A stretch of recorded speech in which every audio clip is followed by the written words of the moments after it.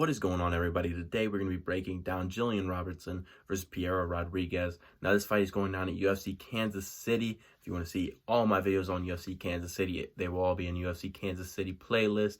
Again, that's Max Holloway versus Arnold Allen. And if you want to see all of my breakdowns, make sure you go and watch it and check it all out, because I'm going to have every fight from the earliest fight on the card to Max Holloway versus Arnold Allen.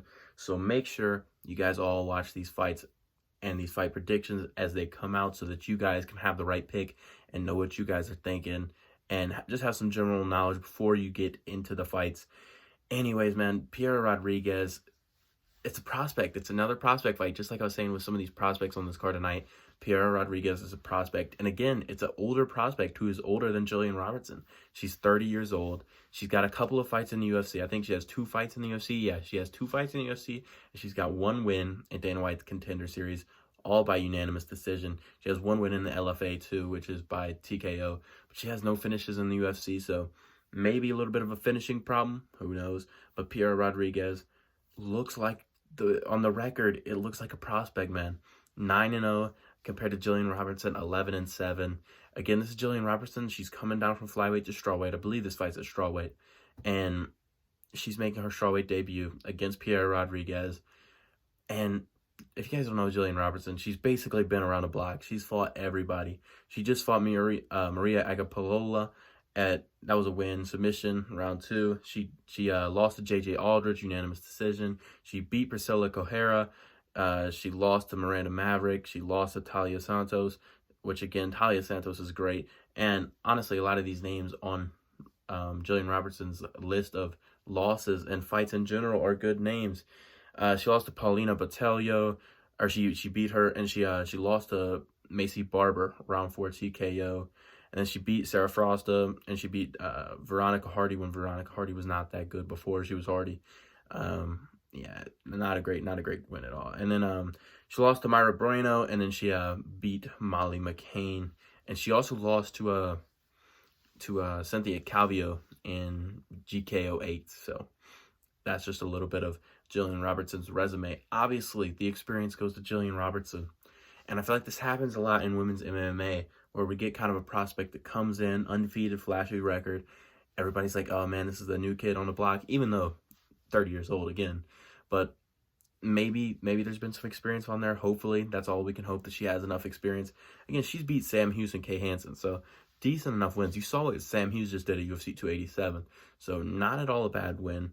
And you know, sometimes in women's MMA, like I was trying to say though, is that you have a prospect that comes in undefeated, you know, the big new thing, the new deal, and you're just like, man, they're obviously going to take out this old person. This old veteran is, you know, just 11-7. Like, this person has almost, you know, bad blemishes on the record. You know, 11-7, that just seems so almost like 500 or something, right? It just seems like a record that, you know, in the men's division you'd be cut almost. It just seems like a journeyman record, and you would assume that some person coming in with the fancy new record, 9-0 undefeated, would come in and wipe the floor. And again, I'm not just saying this is women's MMA. A lot of MMA in general is just prospects being like, you're not that guy.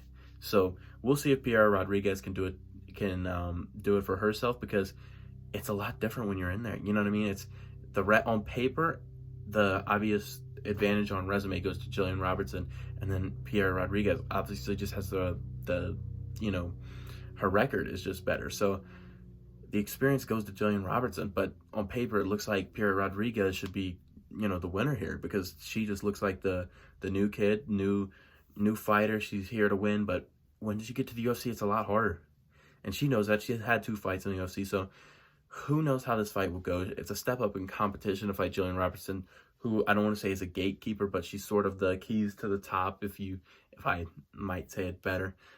It's a good fight. It really is. I think Piera Rodriguez is going to take it.